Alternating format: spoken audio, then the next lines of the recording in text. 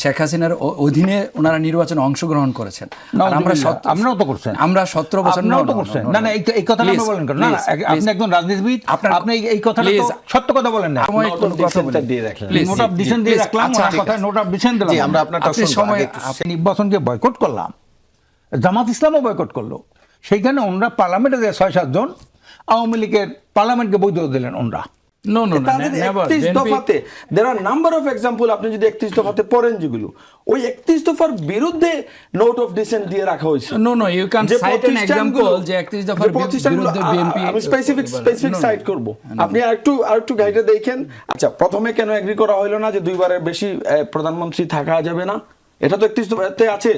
তাহলে বিএনপি কেন 2 সপ্তাহ 3 সপ্তাহ নষ্ট করলো ঐক্যমত্য কমিশনের আলোচনা করছে কিনা? বলে আমি শেষ করবো। ভুল ব্যাখ্যা করছেন। জিহাদ সম্পর্কে কথা বলার আগে আমাদের অনেক অভিজ্ঞতা অর্জন প্রয়োজন। বেগম খালেদা, আমি কি বলেছি সেটা প্লিজ আপনি কথার মাঝে কথা বলবেন না। আপনার কথার মাঝে তো আমি বলি না, প্লিজ ওনাদের নেতাকর্মীরা ক্লিপ নেবে, পরে আমাকে অ্যাটাক করতে পারে। I don't interrupt. Begum Khaleda Begum Khaleda never compromised anything. Begum Khaleda বলেছেন যে আমার এই দেশের বাইরে কোনো ঠিকানা নাই। বেগম সেটা নিয়ে কিন্তু কথা বলেন না। আপনি বলেছেন বেগম গণতন্ত্রের প্রতীক বেগম খালেদা। আপনি দেখেন বেগম খালেদা জিয়াউর রহমান বাংলাদেশে গণতন্ত্র দিয়েছে একদলীয়। অসম্মান করে কি হলো? বলেন যে আমি মিথ্যা বলেছি, সেটা বলতে পারেন। ডান দিক থেকে শুরু করছি। জনাব আশরাফ আলী আকন, প্রেসিডিয়াম সদস্য, ইসলামী আন্দোলন বাংলাদেশ, আপনাকে আলোচনায় স্বাগত। রয়েছেন জনাব আখতারুজ্জামান বাচ্চু, সাবেক যুগ্ম সম্পাদক, বাংলাদেশ জাতীয়তাবাদী স্বেচ্ছাসেবক দল, আপনাকে আলোচনায় স্বাগত জানাচ্ছি। এবং রয়েছেন জনাব এহতেশাম হক, যুগ্ম আহ্বায়ক, জাতীয় নাগরিক পার্টি, আপনাকে আলোচনায় স্বাগত জানাচ্ছি। ধন্যবাদ।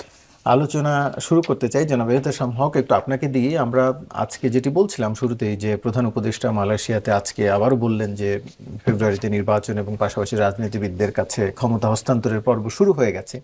কিন্তু কিছু বিকেলে বা আজকে আসলে যে যুবশক্তির অনুষ্ঠান ছিল, সেখানে অনেকেই বলছেন, আমি একটু এনসিপির আহ্বায়ক নাহিদ ইসলামের কথা বলি।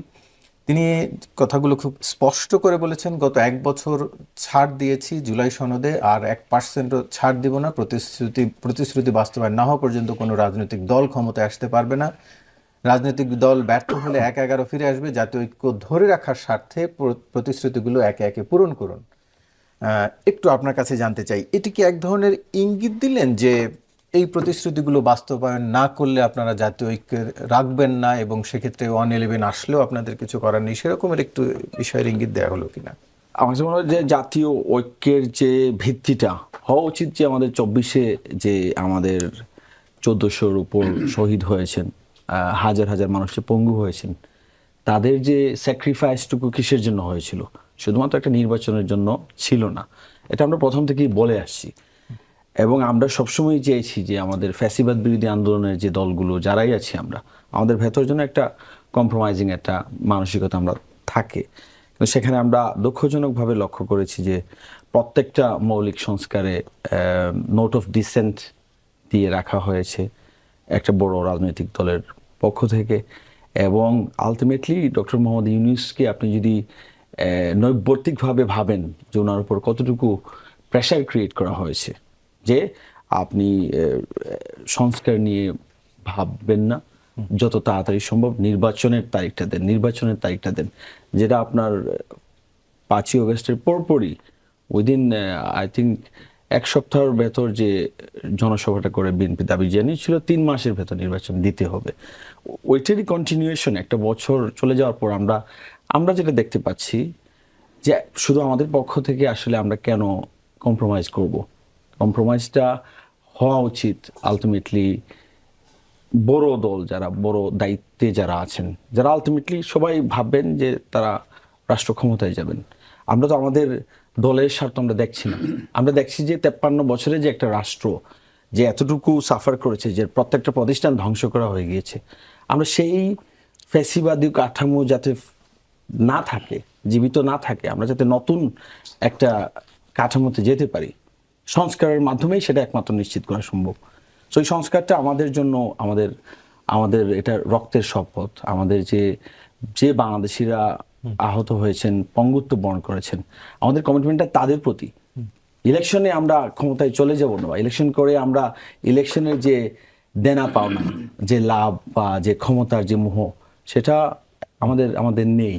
আমাদের কথা হচ্ছে যে ক্ষমতাতে যাওয়া বা যে প্রসেসটা আছে, প্রসেসটা আমরা খেলাটা আমরা ফেয়ার করতে চাই। এখানে যাতে আগের মতো যে সিস্টেম আছে ওইভাবে যাতে ডিসিকে ইউজ করে, ইউএনওকে ইউজ করে নির্বাচন যাতে কুক্ষিগত করে ফেলতে পারে না মাসলম্যান দিয়ে। আমরা একটা সিস্টেম চাই যেখানে ইলেকশনটা আসলেই সুষ্ঠু হবে, নিরপেক্ষ হবে। ওই ফিল্ডটা আমাদেরকে দিতে হবে, আমাদের রাজনৈতিক ব্যবস্থাতে ওটাকে আনতে হবে। এর জন্যই আসলে সংস্কার। কিন্তু আমরা দুঃখজনকভাবে লক্ষ্য করেছি যে ওই সংস্কারগুলো এখনো পর্যন্ত হয়নি। আপনি যদি কালকে ইলেকশন দেন, আমাদেরকে ডক্টর মোহাম্মদ ইউনূস বা কেউ কি অ্যাসুরেন্স দিতে পারবেন যে ওখানে যে লোকাল এলাকাগুলোতে আলটিমেটলি যে শাসন ব্যবস্থা আছে, যে সংস্কার হলেই নির্বাচন সব ঠিকঠাক মতো হবে, কেউ অন্তত প্রসেসটা, অন্তত আমরা যেটা চাচ্ছি যে আমরা ওটা অ্যাপ্লাই করি। আমরা চাচ্ছি যে আলটিমেটলি একটা ক্ষমতার যে ভারসাম্যটা অন্তত আসুক। আমরা চাচ্ছি যে আলটিমেটলি সংস্কারের মাধ্যমে যে পুলিশকে যাতে রাজনৈতিক দলরা যখন ক্ষমতায় যায় তাকে যাতে রাজনৈতিক দলের সার্ভেন্ট যেন হয় না ওঠে, নাগরিককে যেন সার্ভ করে। এখন আমরা জানি যে আলটিমেটলি যারা ক্ষমতায় যায়, এখনই আপনি দেখেন যে প্রশাসনে যারা আছে তারা লাইন ধরে আছে যে আগামীতে যে পার্টি ক্ষমতাতে আসবে তাকে আমাকে খুশি রাখতে হবে। সেক্ষেত্রে আপনি ফ্রি অ্যান্ড ফেয়ার ইলেকশন কিভাবে করবেন? বা আমরা যে ব্যবস্থাটা, আপনি যে সংস্কারগুলোর কথা বলেন, প্রশাসন কিংবা পুলিশ, সেই পুলিশ কমিশন করার ক্ষেত্রে সব দলের আপনারা ঐকমত্য হয়েছেন, ঐকমত্য কমিশনে, কিংবা যে প্রশাসনের সংস্কারের ক্ষেত্রে তো অন্য দলগুলোর বাধা নেই, সেটি তো এই সরকার চাইলে করতে পারে, তারা করছে না কেন? তারা আপনারা সরকারকে কেন চাপ দিচ্ছে না? তো সরকারের এখানে যেটা হচ্ছে যে অর্ডিন্যান্স দিয়ে যে সংস্কারগুলো, অপারেশনাল যেগুলো অ্যাডমিনিস্ট্রেটিভ যে সংস্কারগুলো, সেগুলো এক জিনিস। কিন্তু আমরা চাচ্ছি যে মূল ফান্ডামেন্টাল যে জায়গাগুলোতে সংস্কার প্রয়োজন সেগুলো করা, যাতে ক্ষমতা এক পরিবার কেন্দ্রিক বা এক নায়কতন্ত্র কেন্দ্রিক বা একটা জায়গায় পুঞ্জীবিত না হয়। যেটা আপনি নিজে জানেন যে আজকে যে সুজনের যে এই জরিপটা থেকে বের হয়ে আসছে। আমি সেই আলোচনায় আলোচনায় ফিরবো। তার আগে একটু যেতে চাই জনাব আশরাফ আলী আকন, একটু আপনার কাছে জানতে চাই যে আমরা যেই আলোচনা আজকে দেখলাম যে বিশেষ করে এনসিপির পক্ষ থেকে যেটি বলা হয়েছে, এক ধরনের হুমকি, আসলে তারা ফেব্রুয়ারিতে নির্বাচন দিতে চান না, দেয়া হবে না, অনেকটা এই সুরেই বলছেন, এবং সংস্কারের আগে কোনোভাবেই তারা নির্বাচনে হতে দেবে না, যাবেন না, সেটি বলেন। একটু আপনাদের অবস্থান জানতে চাইছি। আপনারাও বলছিলেন সংস্কারের কথা আগে, সংস্কারের পরে নির্বাচনের কথা। আপনারাও কি এই জোট হয়ে, 3 জোট, জামাত, বিএন, এনসিপি এবং আপনারা কি এক জোট হয়ে? আসসালামু আলাইকুম রহমতুল্লাহ বরকাতুহু। ধন্যবাদ সঞ্চালক, জনাব সঞ্চালক সাহেব, উপস্থিত আমার পার্টনার এবং দেশ বিদেশের শ্রোতা মণ্ডলী। এনসিপি যদিও নূতনতর একটা রাজনৈতিক দল, কিন্তু তাদের অবদান কিন্তু এদেশে যারা রাজনীতি করেছে তাদের অনেক শীর্ষে তাদের অবদান। এনসিপির দল হয়েছে নূতন, কিন্তু তারা যে গণ অভ্যুত্থানে যে নেতৃত্ব দিয়েছেন, যে ভূমিকা পালন করেছেন, এই জন্য তাদেরকে হাজারো হাজারো সেলুট জানাইতে হয়। তারা যদি এই অকুতোভয় সৈনিকের ভূমিকা পালন না করতেন, জীবন না দিতেন, পঙ্গু না হতেন, তাহলে কিন্তু এই ফেসিবাদ মুক্ত দেশ হওয়া খুব কঠিন ছিল।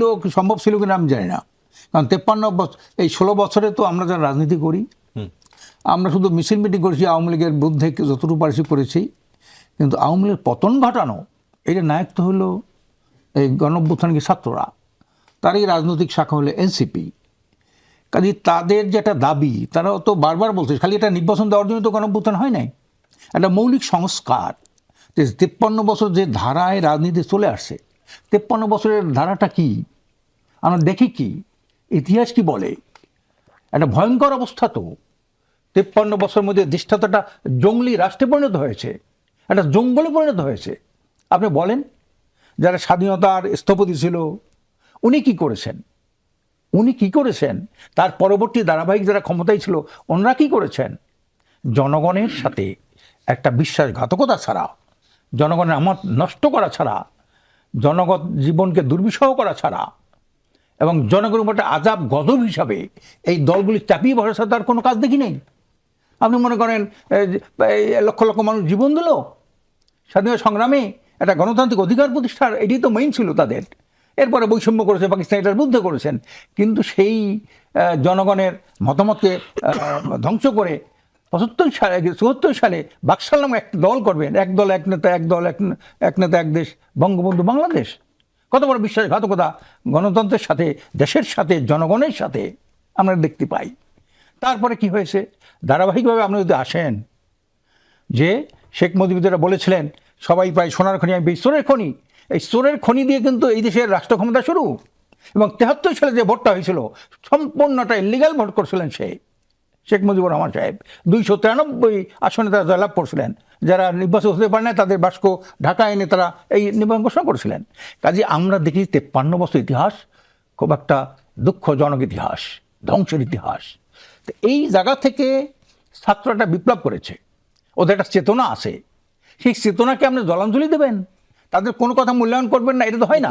কাজে এই জন্য আমি বলি যে আক্তার যে কথা বলেছেন যে আমরা তো জুলাই সনদে জন্য ঐক্যমত্য কমিশন আমরা গেছি, আমি আসলাম, রোজি ছিলাম সেখানে একটা শুভঙ্করের ফাঁকি বলে মনে হয় আমার কাছে, এটা না বললেই নয়।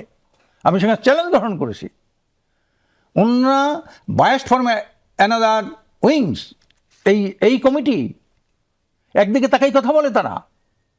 উনি বললেন আপার হাউসের মূল্য, এদেশে আপার হাউস লাগে? আমরা একটা ইউনিটারি দেশ, ছোট্ট একটা দেশ, সেখানে একটা আপার হাউস দরকার কি? আরও আমরা 100 লোকের ভরণ পোষণ, গাড়ি বাড়ি এইটা ব্যবস্থা করবেন আপনি, দরকারটা কি? তা সেখানেও তো পিয়ারের জন্য পিয়ার দিয়া আপনার আপার কক্ষ হবে, সেখানে বিএনপি এখানে নোট অফ ডিসেন্ট দিয়ে রাখছে, বিএনপি এখানে সাইন করে নাই নোট অফ ডিসেন্ট। ওই উনি যেটা বলেন 72%, সেখানে তো বিএনপি না করেছেন। আমরা বলেছি আপার হাউসে যদি আপনার পিয়ার দেন, তা লোয়ার হাউসও পিয়ার দেন, লোয়ার হাউসে পিয়ার ছাড়া। ঐক্যমত্যে এই বিষয়গুলো আপনারা আলোচনা করেছেন সবাই মিলে, এরপরে 20টি মৌলিক বিষয়ের প্রস্তাব একত্র হয়ে সেটি গেছে। এখন প্রশ্ন হচ্ছে যে এই সংশোধনগুলো নির্বাচনের আগে হবে নাকি পরে হবে? যত সংবিধান সংশোধনের বিষয় আছে কিংবা বিচার বিভাগ পৃথকীকরণের বিষয়, পুনর্বিন্যস্ত করার বিষয় আছে, তো সেগুলো কি চাইলেই আসলে সম্ভব এই 3 মাসের মধ্যে? সম্ভব। কিভাবে কেন সম্ভব? এটা একটা পদ্ধতি হলো সেখানে LFO এর মাধ্যমে করা সম্ভব, যারা জিয়াউর রহমান সাহেব করছিলেন, এরশাদ সাহেব করছিলেন, স্বাধীনতার পরে শেখ মুজিব করছিলেন, হ্যাঁ, লিগ্যাল ফ্রেম অর্ডার করছিলেন। এটা ওরা যদি না হয় তা প্রেসিডেন্টের অর্ডিন্যান্সে হয়, আর এটাও যদি না হয় তাহলে এটা রেফারেন্ডাম গণভোটে হয়। এই তিনটা তো আমরা বলছি সেখানে, এইটা দিয়ে এখনই করতে হবে। এখন যদি না করেন আপনি যদি পরে করবেন, আপনি তো এখনই তো নোট অফ ডিসেন্ট দিয়ে রাখছেন, তা আপনি ওখানে ক্ষমতায় গেলে পরে, তাও আবার 2 বছর পরে আপনি যেটা করবেন পরিবর্তন করবেন না, তার প্রমাণ কি? বুঝতে পারছি। তার মানে আপনাদের আপত্তি আসলে হচ্ছে ভোটের সময় নয়, সংবিধান কিংবা এইসব সংস্কারগুলো হচ্ছে আপনাদের মূল জায়গা, এবং সেখানে হলো লোয়ার হাউসে পিয়ার, এটা হলো আমাদের মূল, আপনাদেরও দাবি রয়েছে।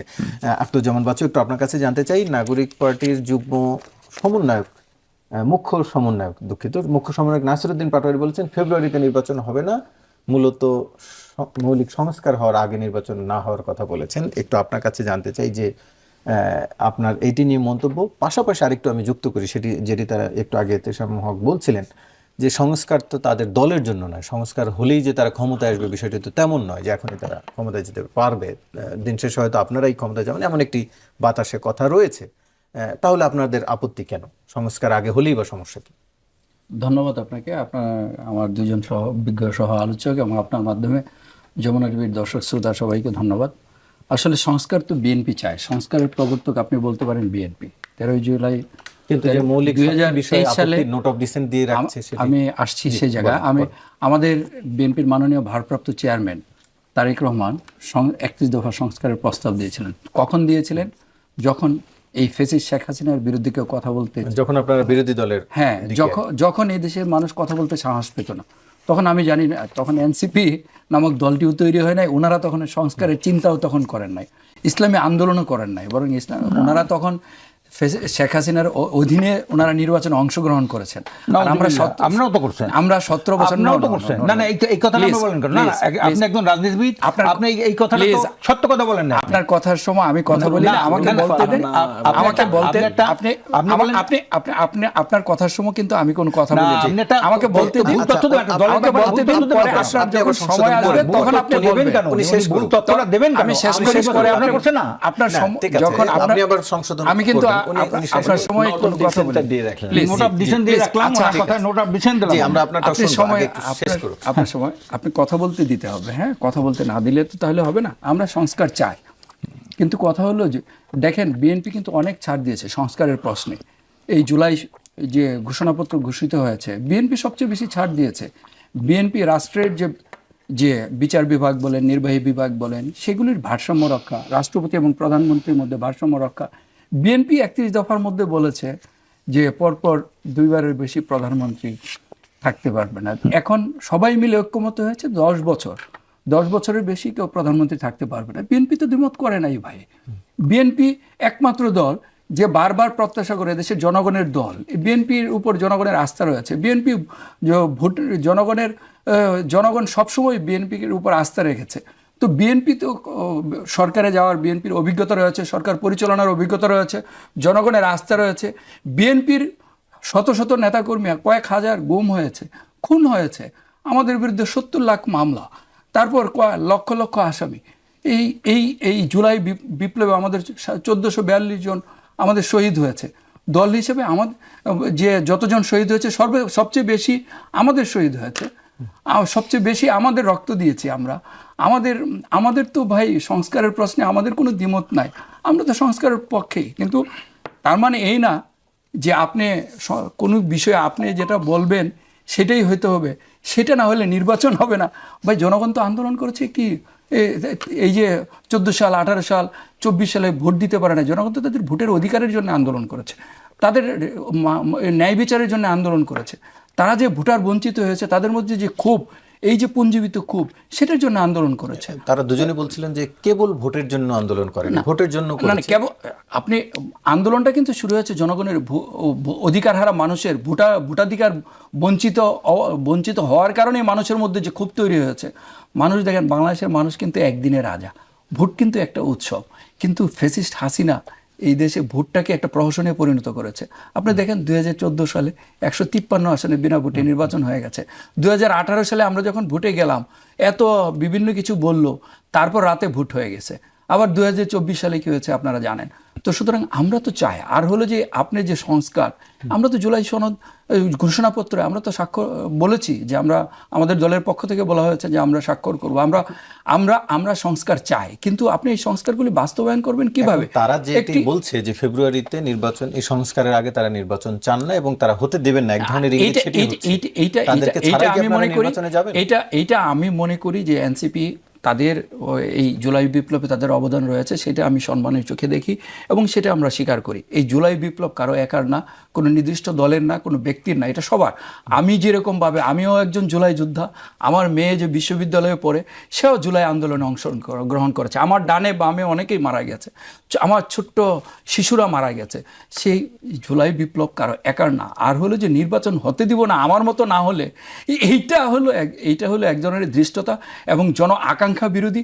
জনগণ মানে এটা এই দেশের মানুষের বিরোধী। তাদের হয়তো অভিজ্ঞতা কম আছে, সেই জন্যে আসলে তারা এই কথাগুলি বলছে। এটা আমি মনে করি যে আমাদের ছোট ভাইদের এটা অনভিজ্ঞতার কারণেই হয়েছে। কারণ হলো একটা দেশের একটা দলের প্রতিনিধি হয়ে বা দলের নির্বাচন ঠেকানোর এখতিয়ার মানে কারো নাই, এই ধরনের কথা বলতে পারে না। তাহলে কি নাসিরউদ্দিন পাটোয়ারি এটা বুঝাইতে চান যে উনি প্রধান উপদেষ্টার চেয়ে, সরকারের চেয়ে বেশি শক্তিশালী, এদেশের জনগণের চেয়ে বেশি শক্তিশালী?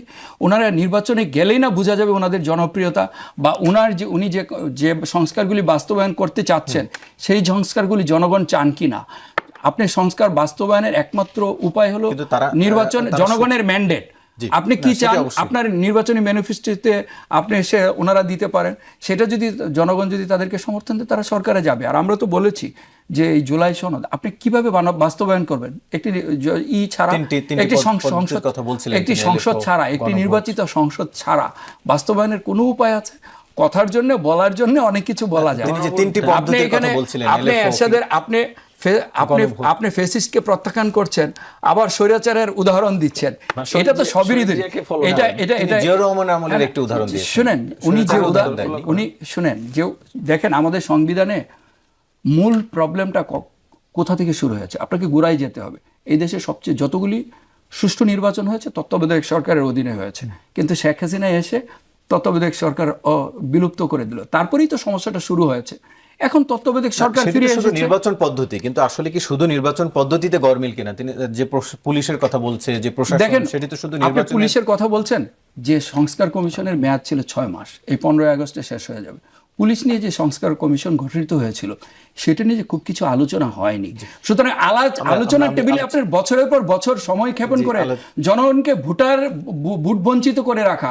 একটা কথা আছে, জাস্টিস ডিলেড জাস্টিস ডিনাইড। এরকম নির্বাচনটা আপনি যত প্রলম্বিত করবেন তত সমস্যা বাড়বে এবং দেশ সংকটে পড়বে। এই দেশের একটি মানে ভঙ্গুর অর্থনৈতিক অবস্থার মধ্যে দেশের মানুষের আকাঙ্ক্ষা সমীচীন হবে আমি মনে করি না।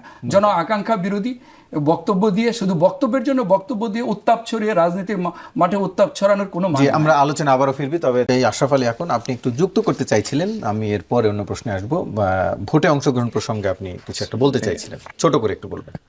গণতান্ত্রিক দেশে ভোট তো প্রত্যেক দলেরই ভোট একটা খুব নিয়মিত একটা কার্যক্রম। সেই হিসাবে আমরা 2008 নির্বাচন অংশগ্রহণ করেছি, 14 সালে কোনো দল করেনি, আমরাও করি নাই। 18 সালে বিএনপিও নির্বাচন করছে, আমরাও করছি, জামাতও করছে। 18 সালে আমরা করলাম কি, বেলা 10:30টার দিকে আমরা এই নির্বাচনকে প্রত্যাখ্যান করছি, সাংবাদিক টোটাল ফলাফল। ওনারা করলেন কি, এই 6-7 জন পার্লামেন্টে যাইয়া হাসিনার এই অবৈধ নির্বাচনটাকে তারা কিন্তু বৈধ দিয়েছেন, আমরা কিন্তু অস্বীকার করছি। জামাতও কিন্তু এটাকে, আপনারা কোনো একটি আসনে জিতলেও কি জেতার তো কোনো প্রশ্ন কিভাবে আসে? এটা তো একটা ঝামেলা না, এটা তো নেগোসিয়েশন মাধ্যমে সম্ভব না। সেখানেও তো অনেক অফার ছিল আমাদের, আমরা সেটা নেই। কিন্তু আমরা যে নির্বাচনকে বয়কট করলাম, জামাত ইসলামও বয়কট করলো। সেইখানে ওনরা পার্লামেন্টে যে 6-7 জন আওয়ামী লীগের পার্লামেন্টকে বৈধ দিলেন ওনরা। দেখেন অবস্থাটা কি। তো এই যে একটা অবস্থাটা, একটা বড় দল হিসাবে তারা যে ভূমিকা পালন করছে না আওয়ামী লীগকে বৈধ দেওয়ার ব্যাপারে, এই জিনিসটা অনেক নেতারাই, বিএনপি অনেক বড় বড় নেতারা ভুলে গেছে। এইটা তারা কথা আনে না। আনে কি, আপনারা স্থানীয় সরকার নির্বাচনগুলো, স্থানীয় সরকার নির্বাচন আর পার্লামেন্টে এক জিনিস না। পার্লামেন্টে স্থানীয় নির্বাচনের মানুষ ভালো মানুষ চায়, অন্যরাও বিভিন্ন জায়গায়। আরেকটা মজার ব্যাপার কি শুনবেন, চরমোনাই যে পীর সাহেবের যে ইউনিয়নটা, চরমোনাই ইউনিয়নটা, সেইখানে আওয়ামী লীগের যে প্রার্থী ছিল, সেইখানে ওনার নির্বাহী কমিটির সদস্য এবাদুল হক চান, বরিশালের মহানগরের দীর্ঘদিন সভাপতি ছিল, সে একই স্টেজ উদ্যোগ চরমোনাইতে একই স্টেজ উদ্যোগ আওয়ামী লীগকে সমর্থন করলো, ওনার নির্বাহী কমিটির সদস্য। সেইখানে এই যে স্থানীয় সরকার নির্বাচনে ওনারা একটা কী কয় ওটাকে, একটা লুকোচুরি কোনো জায়গায় মানে অলিখিত সমর্থন দিতে তলে তলে যে নাম ব্যবহার করা যাবে না, তোমরা করো, এরকম তো অনেক জায়গায় আছে। নির্বাচন হয়েছে, তারা নির্বাচিত হয়েছে তারা। কাজে এই জন্য লোকাল নির্বাচনটাকে একটা কুলু ধরে, এইটা নিয়ে তো একটা জাতীয় নির্বাচন তো মূল। লোকাল নির্বাচন কিছু ভালো মানুষ চায়, সেখানে ভালো মানুষেরা তাকে ভোট দিয়া, সাদামাটা মানুষ আমাদের যে লোকগুলি চেয়ারম্যান হয়েছেন, এবং তারা কয়েকজন চেয়ারম্যানই জাতীয় পর্যায়ে ফার্স্ট হয়েছেন। তারা একজন কোরআন হাফেজ, মাদ্রাসার শিক্ষক, একজন ভালো ব্যবসায়ী, ভালো, এই লোকগুলো হয়েছে। কাজে এইটা তো মূল কথা না। মূল কথা হলো জাতীয় সংসদ নির্বাচনে যে আমরা গেলাম না, ওনরাও গেল না, ওনরা গেল, আমরা গেলাম 18-তে, সেইখানে আমরা বয়কট করলাম। এই কিন্তু ওনরা কি করলেন, ওনরা সেই সংসদকে বৈধ দিলেন, দীর্ঘদিন এই সংসদের মধ্যে আছে ওনরা। জি, আমি একটু আপনার কাছে আরেকটি বিষয় নিয়ে জানতে চাই। সুশাসনের জন্য নাগরিক, সুজনের জরিপ ফল প্রকাশ করা হয়েছে, সেখানে তার একটি জরিপের অনেকগুলো তথ্য আছে। একটি তথ্য একটু আপনার কাছে জানতে চাই। ঘূর্ণায়মান পদ্ধতিতে নিম্নকক্ষে নারী আসন সংরক্ষণের কমপক্ষে 63% এবং উচ্চকক্ষে নারীদের 30টি আসন সংরক্ষণের পক্ষে মত দিয়েছে 69% মানুষ। ওনার এই জরিপ, এইটা আরোই করতে হবে। ওনার ওই যে ঘূর্ণায়ন পদ্ধতি, এইটাই তো ওই কী কয় ঐক্যমত্য কমিশনে এইটা টেকে নাই। এইটা ওই বিষয়টা, ওনার বিষয়টা কেউ গ্রহণ করে নাই। দুই একটা সেটা দল তো রাজনীতিবিদদের মতামতে টিকে নাই, সাধারণ মানুষ এটি চাই। সাধারণ মানুষ তো এর মধ্যে কি কয়, রাজনৈতিক দল নিয়ে তো সাধারণ মানুষ, এর বাইরে সাধারণ মানুষ থাকে কিভাবে? সাধারণ মানুষের ভাষা রাজনীতিবিদদের না, ভাষা তো মাঝে মাঝে ভিন্ন সাধারণ হয়। মানুষ বলতেই কেউ নীরব, কেউ সক্রিয়, কিন্তু সাধারণ মানুষ যতগুলো দল আছে এর বাইরে মানে 72% ভোট আছে। এই রাজনৈতিক দল বাদ দিয়ে উনি কি একটা জরিপ দিল, এই জরিপটা নিয়েই তো আমাদের সন্দেহ। এবং উনি আরেকটা কি বলছেন, আপার হাউস, এই শোনেন, আপার হাউসে 72% নাকি আপার হাউস, অথচ মূল যেটা হলো লোয়ার হাউস, এই কথাটাই তো উনি আনে না। জরিপের আরো কিছু তথ্য আছে। সুজনের প্রধানমন্ত্রী, দলীয় প্রধান এবং সংসদ নেতা এক ব্যক্তি হতে পারবেন না, এই পক্ষে মত দিয়েছেন 87%। সংখ্যানুপাতিক অর্থাৎ পিয়ার পদ্ধতিতে আসন বন্টন চান 71%। দুদক, মানবাধিকার তথ্য কমিশন সহ এই কমিশনগুলোকে সাংবিধানিক প্রতিষ্ঠানের স্বীকৃতি দেওয়ার পক্ষে 90% মানুষের মত।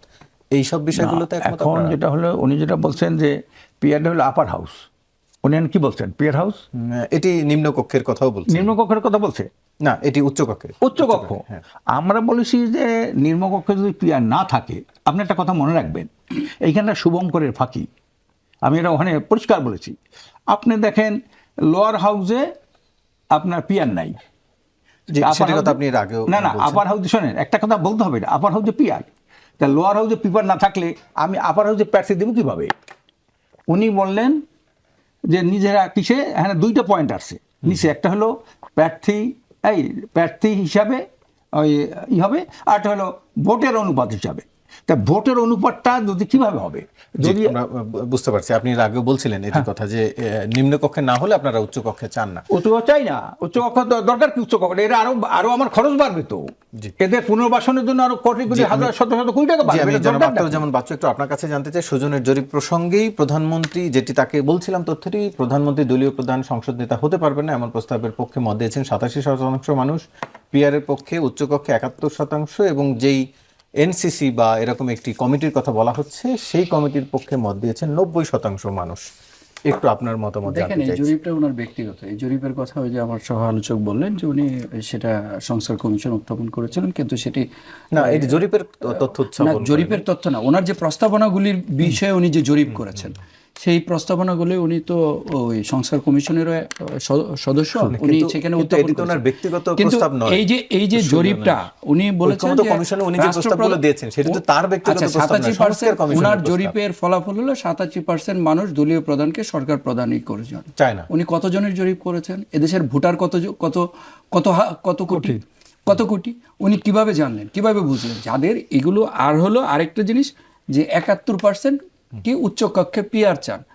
ভাই আমি আপনাকে বলি, বাংলাদেশের ভোটার, এই অধিকাংশ ভোটার গ্রামে থাকেন। আমি তৃণমূলে রাজনীতি করি, আমার গফরগাঁও পাগলা 2টা থানা, আপনি গিয়ে জিজ্ঞেস করেন ওইখানে ভোট হলো 5 লাখ, আপনি যা জিজ্ঞেস করেন 1 লাখ মানুষকে, 5 লাখ মানুষকে জিজ্ঞেস করেন পিয়ার কি, তারা বুঝে না ভাই পিয়ার কি, তারা পিয়ার সম্পর্কে তাদের কোনো ধারণা নাই। আপনি ওই যে কয়েকজন মানুষকে জিজ্ঞেস করে বা নিজের মতো করে একটা নিজের মতটা ওই একটা জরিপের ফলাফল হিসেবে চাপিয়ে দেওয়া, এটা বাংলাদেশের মানুষের সাথে অন্যায়, এটা অসমর্থনযোগ্য। উনি পিয়ার পদ্ধতি যেখানে দেশের বেশিরভাগ মানুষ বুঝে না, আর আপনি বললেন যে 87% মানে 71% মানুষ পিয়ার চায়, আর সরকার প্রধান, দলীয় প্রধান সরকার প্রধান হতে পারবে না, এই সিদ্ধান্ত কি মানে উনি চাপিয়ে দিবেন, আমি চাপিয়ে দিব, আপনার চাপিয়ে দেওয়ার বিষয়? এটা হলো যে ওই দল নির্ধারণ করবে যে কাকে, যে দল উইনিং পার্টি তারা সিদ্ধান্ত নিবে যে কে তাদের সরকার প্রধান হবে। ওইটা তো তারা জনগণের ম্যান্ডেট যদি তারা পায়, তারা নির্ধারণ করবে কে সরকার প্রধান হবে, তাদের দলীয় প্রধান সরকার প্রধান হবে নাকি অন্য কেউ। এটা পৃথিবীর কোনো দেশে অন্য কেউ নির্ধারণ করে দেয় না, উইনিং পার্টি ডিসাইড করে যে কে সরকার প্রধান হবে, ওই পার্লামেন্টারি বডি নির্ধারণ করবে।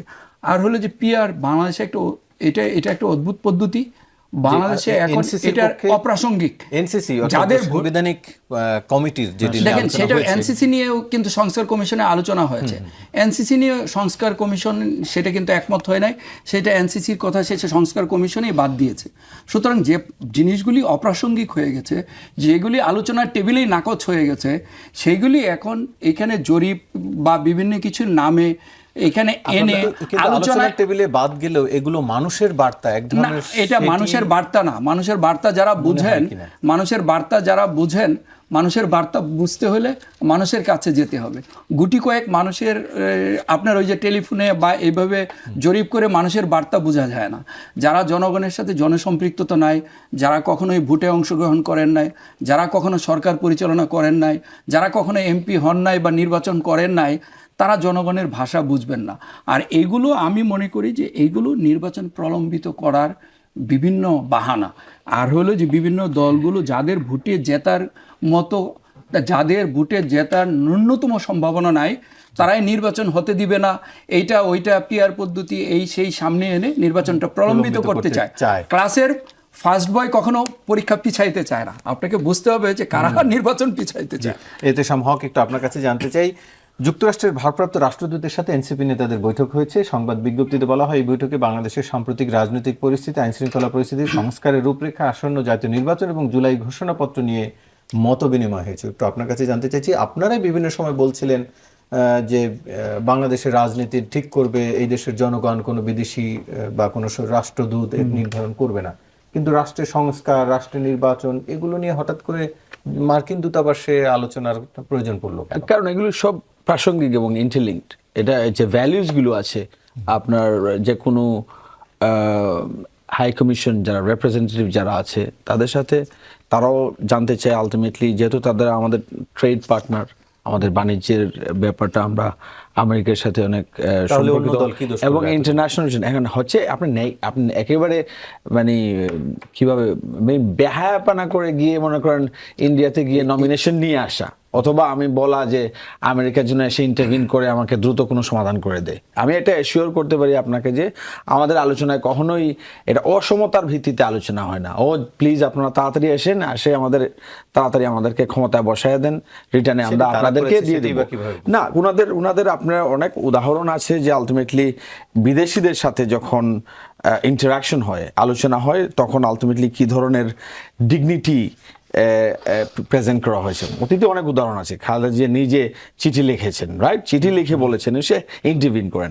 আমরা এখানে হচ্ছে যেহেতু আমরা একটা ইন্টারিম গভর্নমেন্টের সিচুয়েশনে আছি, আমরা কিভাবে আবার নেক্সট যে ট্রানজিশনাল যে পিরিয়ডটা আছে, আমরা আমেরিকাকে, অন্যান্য আমাদের যারা বৈশ্বিক পার্টনার আছে যারা, তাদেরকে আমরা চাই আমাদের যে সংস্কার করে আমাদের যে গণতান্ত্রিক যে প্রক্রিয়াটা আছে, আমাদের যে প্রতিষ্ঠানগুলো আছে, সেগুলোকে আমরা কিভাবে উন্নয়ন করব, সেটাতে আমরা পার্টনার হিসেবে বিশ্বের প্রত্যেকটা গণতান্ত্রিক দেশকে চাই, ইংল্যান্ডকে চাই, আমেরিকাকে চাই, জাপানকে চাই। না, সুতরাং এটাকে কখনোই ওই স্পিন দেওয়া যাবে না যে আমরা তাদেরকে ওটা বলছি যে আমাদেরকে ক্ষমতায় বসায় দেন, তাড়াতাড়ি আসেন। আমার শেখ হাসিনার সাথে চলছে, বাদানুবাদ চলছে, আওয়ামী লীগ পরে বিএনপি, বিএনপি পরে আওয়ামী লীগ। অনেকগুলো কথার রেসপন্স উত্তর আমাকে দিতে হবে। যেমন বাচ্চু ভাই ওটা বললেন যে, আমি হয়তো একটু লম্বা করবো, যেটা বললেন যে ক্লাসের ফার্স্ট ছাত্র সবসময় তাড়াতাড়ি পরীক্ষা চায়। ক্লাসের ফার্স্ট ছাত্র গত 16 বছর বেঞ্চের পেছনে বসে মার খাচ্ছিল, এবং আলটিমেটলি বাইরের যাদেরকে উনি বলতেছেন অনভিজ্ঞ, তারাই এসে আলটিমেটলি স্কুলটারে বাঁচাইছে, বলছে ওইটা এখানে ফেসিবাদ বা যে মাফিয়াতন্ত্র প্রতিষ্ঠা হয়েছিল তারা সরে গেছে। যদি এই ক্লাসের ফার্স্ট বয় যে বলা হচ্ছে, ক্লাসের ফার্স্ট বইয়ের উপর জনগণ সবকিছু ছাইরা দিত, তাইলে 2028 সালে ইলেকশন হইতো। ছাইরা দেয় নাই। আলটিমেটলি এই যাদেরকে আপনি অনভিজ্ঞ বলছেন, যাদেরকে বলছেন তারা কোনো ধারণা রাখে না রাষ্ট্র কোন জিনিস, গণতন্ত্র কোন জিনিস, যে জনগণকে আপনারা এখনো মনে করেন যে তারা পিআর বুঝে না, তারা আলটিমেটলি সংস্কার বুঝে না। ব্র্যাকের রিসেন্ট সার্ভেটা দেখেন, এখানে 70% মানুষ বলছে তারা সংস্কার বুঝে। আমি ইন্টারভিউ করি না, না 22 সালের সার্ভে না, এই অগাস্টের সার্ভে,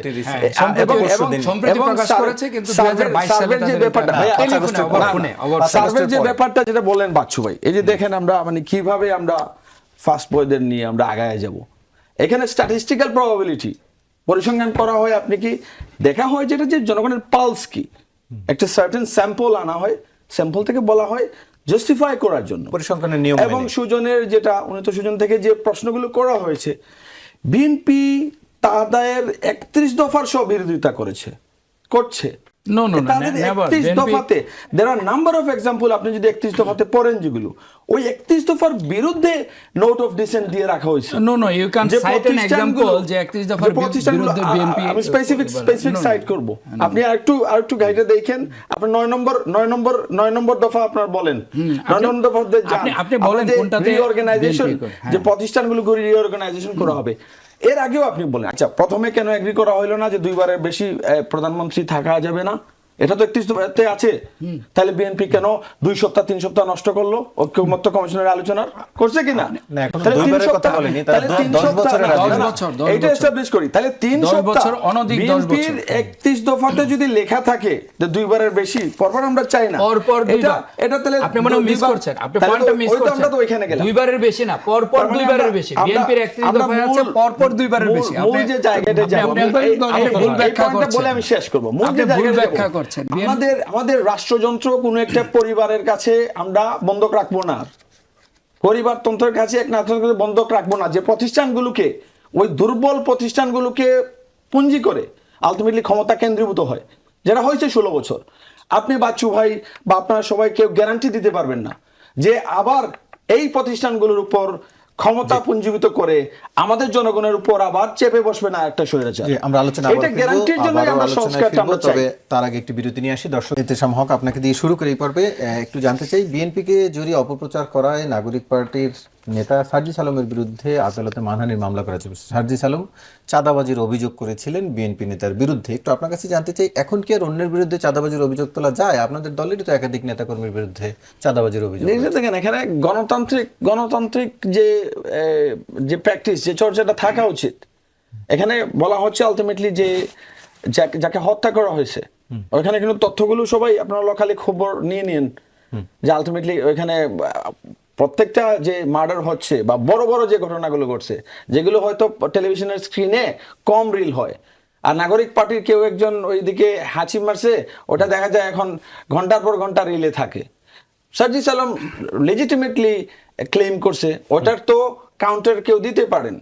ওটা নিয়ে যে 10 কোটি টাকার মানহানির মামলা করে যে উদাহরণ সৃষ্টি করা হলো, একদিকে বলা হচ্ছে যে আমরা সম্প্রীতির রাজনীতি চাই, ওদিকে এই কি সাইনটা দেয়া হলো যে রাজনৈতিকভাবে লেজিটিমেটলি একটা গণতান্ত্রিক একটা জায়গায় একটা দলের কেউ বলতে পারে, এখন সেটাকে তো আমি কাউন্টার করতে পারি। বাচ্চু ভাই একটা কথা বললে বাচ্চু ভাইয়ের কথাতে আমি কথা দিয়ে কথার উত্তর দিতে পারবো। এখন তো কোর্ট তো একটা মিডিয়াম, যে 10 কোটি টাকা দিয়ে কি সার্জিস আলমের মুখ বন্ধ করে ফেলা যাবে, বা অন্যান্য যে পন্থা করা, এটা তো আনডেমোক্রেটিক, অগণতান্ত্রিক আচরণ রাজনৈতিক প্র্যাকটিসে।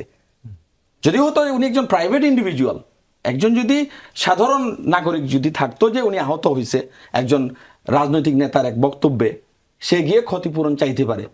দুঃখজনক হচ্ছে যে এখানে তো উনি তো বিএনপির একজন নেতা, হয়তো সেই হিসেবে মামলাটি করেছেন যে বিএনপির বিরুদ্ধে চাঁদাবাজির অভিযোগ করা হয়েছে। না, এখন চাঁদাবাজি আমাদের মনে করেন, আমরা স্পষ্ট আজকেও বলেছি, আমাদের যুব শক্তির মিটিং এ আমাদের নেতারা কমপ্লিট করেছে যে অনেকে আছে যারা যারা যারা দুশ্চরিত্রের বা যারা আলটিমেটলি আমাদের দলের প্ল্যাটফর্ম ব্যবহার করে চাঁদাবাজি করতে চায় বা ক্ষমতার ব্যবহার করতে চায়। আমাদের জিরো টলারেন্স। আপনি শুধু একটা জিনিস বলি, আপনারা দেখেন ওটা আমাদেরকে কিভাবে ট্রিট করা হচ্ছে।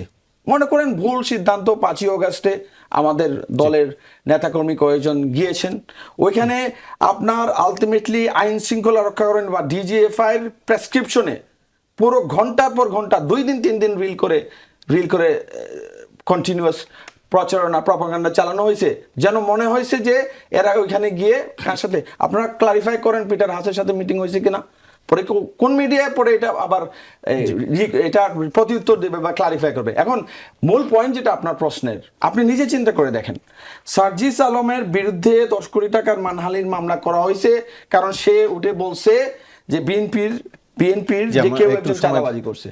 জি, আমি একটু যেতে চাই জনাব আশরাফ আলী আকন, একটু আপনার কাছে জানতে চাই প্রসঙ্গে একটু অন্য প্রসঙ্গে, সিলেটের সাদা পাথরের এলাকায় এখনকার দেশে পুরো আলোচিত একটি ঘটনা, সেখানকার সব পাথর নিয়ে গেছে। গত সেপ্টেম্বরে আপনার দলের নায়েবে আমির ফয়জুল করিম, সেও এই পাথর উত্তোলনের পক্ষে মত দিয়েছিলেন, বিশেষ করে যখন ব্যবসায়ী। একটু আপনার কাছে জানতে চাই, আজকে সৈয়দা রেজওয়ানা হাসান উপদেষ্টা তিনি হতাশা প্রকাশ করে বলেছেন যে পাথর উত্তোলনে সর্বদলীয় ঐক্য দেখেছি, তার মানে আপনাদেরও সেখানে মত ছিল। একটু আপনার মন্তব্য। পাথরটা একটা খনিজ সম্পদ, সেটা এইভাবে এইটা তো উত্তোলন করে বৈদেশিক মুদ্রা অর্জন করতে পারি, আমরা কাজে লাগাইতে পারি। এটা তো মাটির নিচে থাকবে কেন? এই সম্পদটা এটা তো ইউজেবল, আমরা এটা ইউজ করবো না? সাদা পাথর যদি থাকে, এটা সম্পদ, তো আমরা এটা এক্সপোর্ট করতে পারি, বৈদেশিক মুদ্রা অর্জন করতে পারি। পরিবেশের ক্ষতি হলেও তুলে ফেলবো। পরিবেশটা কি? পরিবেশ তো কত ক্ষতি করছে। ঢাকা শহরে কি বসবাস করা যায়? আজকের বুড়িগঙ্গাকে বলা হয় বিশ্বের বৃহত্তম নর্দমা। এটা কোনো নদী? এতগুলো সরকার আসলে 53 বছরের মধ্যে এই বুড়িগঙ্গা নদীটা, যেহেতু ঢাকাকে রক্ষা করা যায়নি, অতএব অন্য কোথাও না রক্ষা করা দরকার নেই। ঢাকা এটা একটা অতিরিক্ত, এটা তো অতিরিক্ত, যেখানে সর্বদলীয় মতামত যে আমার খনিজ আপনি কেন গ্যাস উঠান, এটা পরিবেশ নষ্ট হয় না? এই যে কয়লা উঠাইতেছেন, পরিবেশ নষ্ট হইতেছে না, জমি নষ্ট হইতেছে না? তো ওটা তো আপনি কিছু বলেন না। এখানে সাদা পাথর এটা একটা সম্পদ, এটা এক্সপোর্ট করা যায়, এটা বিভিন্ন কাজে লাগানো যায়, সেটা মাটির নিচে বসে থাকবে। এই যে পরিবেশ দূষণ হয়ে গেল, তা কয়লার খনিতে পরিবেশ দূষণ হয় না? এর কতটা টাকা রাষ্ট্র পেয়েছে? কতটা টাকা হিসাব হবে পরে, হিসাব নিকাশ যারা তারা দেখবে। কিন্তু উনি প্রথমেই বললেন সব দল ঐক্যমত হয়েছে এইটার ব্যাপারে।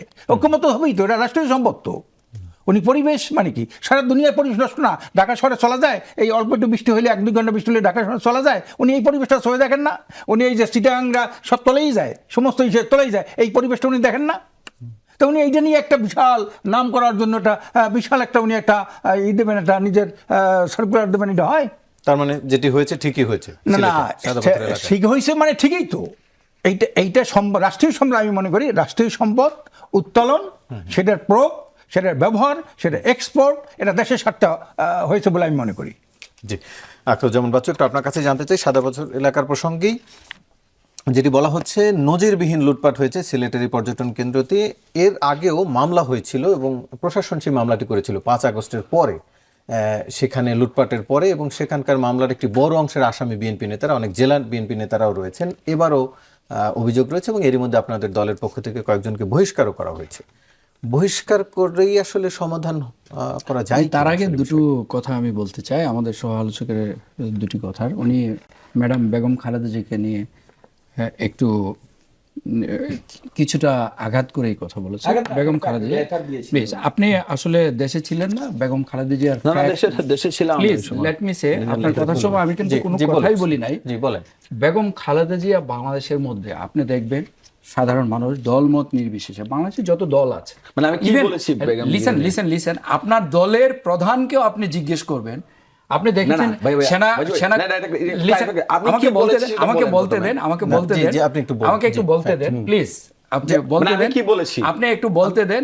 আপনার কাছে আসবো, আমি একটু শুনি। না, এটা ইম্পর্টেন্ট, কারণ এখানে কিন্তু ইয়ে হয়ে যায় না। পরে আপনি শুনে নিন, আমি কি বলতে চাইছিলাম বলেন। আমি ম্যাডাম জিয়াকে নিয়ে কি বলেছেন, আপনি কি বলেছেন? আপনি একটি চিঠির কথা বলেছিলেন। জি, এটা বেগম খালেদা জিয়া চিঠি দিয়ে পরে দেখা যাবে ক্লিপ হয়ে। আপনি বেগম খালেদা জিয়া সম্পর্কে কথা বলার আগে আমাদের অনেক অভিজ্ঞতা অর্জন প্রয়োজন। বেগম খালেদা, আমি কি বলেছি সেটা প্লিজ আপনি কথার মাঝে কথা বলবেন না। আপনার কথার মাঝে তো আমি বলি না, প্লিজ ডোন্ট ইন্টারাপ্ট মি। ওনাদের নেতাকর্মীরা পরে এই ক্লিপ নেবে, নিয়ে পরে আমাকে অ্যাটাক করতে পারে। আই ডোন্ট ইন্টারাপ্ট এই ছেলে এনসিপির ম্যাডাম জিকে নিয়ে কথা বলছে। I don't interrupt you. দেখেন বেগম খালেদা জিয়া কি বলেছেন, বাংলাদেশের মজলুমদের প্রতিনিধি। বেগম খালেদা জিয়া এই বাংলাদেশের যত রাজনৈতিক দল আছে, আপনি জিজ্ঞেস করেন আপনার দলের প্রধান সহ যত রাজনৈতিক দলের প্রধান, তিনিও বলেছেন, তিনি বেগম খালেদা জিয়া সম্মানের জায়গা, আস্থার জায়গা, ঐক্যের জায়গা। বেগম খালেদা এই দেশের জন্য যে স্যাক্রিফাইস, যে ত্যাগ বেগম খালেদা জিয়া স্বীকার করেছেন। Begum Khaleda Zia never compromised anything. Begum Khaleda Zia বলেছেন যে আমার এই দেশের বাইরে কোনো ঠিকানা নাই। বেগম খালেদা জিয়া, আপনি বলেছেন বেগম খালেদা জিয়া বিভিন্ন দূতাবাসে চিঠি দিয়েছেন, আপনি বলেছেন আপনি চিঠি দিয়েছেন, এটা ওটা। বেগম খালেদা জিয়া গণতন্ত্রের প্রতীক। বেগম খালেদা জিয়া, আপনি দেখেন বেগম খালেদা জিয়া, জিয়াউর রহমান বাংলাদেশে গণতন্ত্র দিয়েছে একদলীয়, অসম্মান করে কি হলো? বলেন যে আমি মিথ্যা বলেছি, সেটা বলতে পারেন। লিসেন, বেগম জিয়াউর রহমান এই দেশে এই যে একদলীয় বাকশাল থেকে গণতন্ত্র এনেছে। বেগম খালেদা জিয়া সংসদীয় গণতন্ত্র দিয়েছেন। বেগম খালেদা জিয়া 9 বছর স্বৈরাচারের বিরুদ্ধে আন্দোলন করেছেন, এই দেশের মানুষকে ভোটের অধিকার দিয়েছেন। আসলে সেটা নিয়ে দ্বিমত করেননি, আমি তো আপোষ করতেন, তাহলে 2007 সালে আপোষ করে বিএনপি ক্ষমতায় যেত। সুতরাং বেগম খালেদাকে কন্ডেম করে বেগম খালেদা সেটি নিয়ে আসলে দ্বিমত করেননি, শুধু চিঠির প্রসঙ্গে কথা বলেছেন। তারপর সার্জিস আলমের একটা জিনিস আপনি বললেন, আপনারা যে কন্টেন্টটা ক্লিয়ার করতে হবে।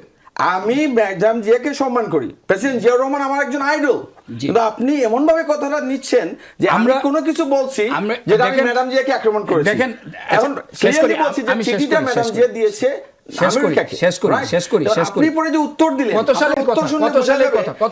কত সালে ম্যাডাম জিয়া চিঠি দিয়েছে? আপনি গুগল করলে পাবেন, আপনার কাছে ডকুমেন্ট আছে, ডকুমেন্ট আপনি বললেন তখন হয়তো আপনি রাজনীতিই করেন না। আর শুনেন, লিসেন আমি বলি।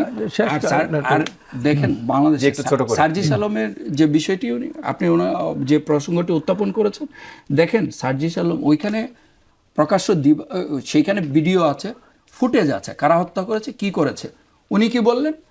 আগাম বলে দিলেন বিএনপি আমরা সেটি যিনি মামলা করেছেন তার মুখ থেকে আমরা শুনেছি। একটু আপনার কাছে সাদাপাথর এলাকার প্রসঙ্গে বিএনপির বিরুদ্ধে বিএনপি এই কাজটা ছোট করে সাদাপাথর এলাকার বিষয়টি নিয়ে সাদাপাথর নিয়ে যেটা দেখেন, বাংলাদেশে আজকে আমরা যে বিল্ডিংটাতে বসে আছি এটাও কিন্তু পাথর এই বিল্ডিংটাতেও ব্যবহার হয়েছে। বাংলাদেশে আসলে প্রাকৃতিক সম্পদ সীমিত, সেই প্রাকৃতিক সম্পদগুলি পরিবেশ ঠিক রেখে যথার্থ ব্যবহার করাই সমীচীন আমি ব্যক্তিগতভাবে মনে করি। পরিবেশের যাতে বিপর্যয় না হয়, আবার এই সম্পদটাও যেন অপচয় বা এই সম্পদটা যেন অব্যবহৃত না থাকে, সেইখানে আসলে একটা সুষ্ঠু নীতিমালার মাধ্যমে সরকারের আমলকে দোষারোপ করছিলেন সবাই বা বিষয়ের ক্ষেত্রে বা সেই আমলের রেজাউল হাসান বলেছেন সেই আমলেও 4 বছর পাথর উত্তোলন বন্ধ রাখতে পেরেছিলেন, কিন্তু এখন পারেননি সর্বদলীয় ঐক্যের কারণে। না, এটা বিষয়টা তা না। আপনি যখন চেয়ারে থাকবেন, আপনি যখন দায়িত্বে থাকবেন, দায়িত্বটা আপনার উপর বর্তায়। আপনি অন্যের কাঁধে দোষ দিয়ে আপনি নিজের দায় এড়ানোর সুযোগ নাই। এখানে উনি এই বন পরিবেশ উপদেষ্টা, উনি যদি অন্যের কাঁধে দোষ চাপিয়ে উনি যদি দায় এড়ানোর চেষ্টা করেন, তাহলে তো এটা হলো না ভাই। সেটি হচ্ছে বিষয়। আপনাদের তিনজনকে আলোচনা অংশ নেওয়ার জন্য ধন্যবাদ জানাচ্ছি। শেষ করতে হচ্ছে আমার আজকের, আপনাদের সবাইকে ধন্যবাদ। দর্শক, এই ছিল আজকের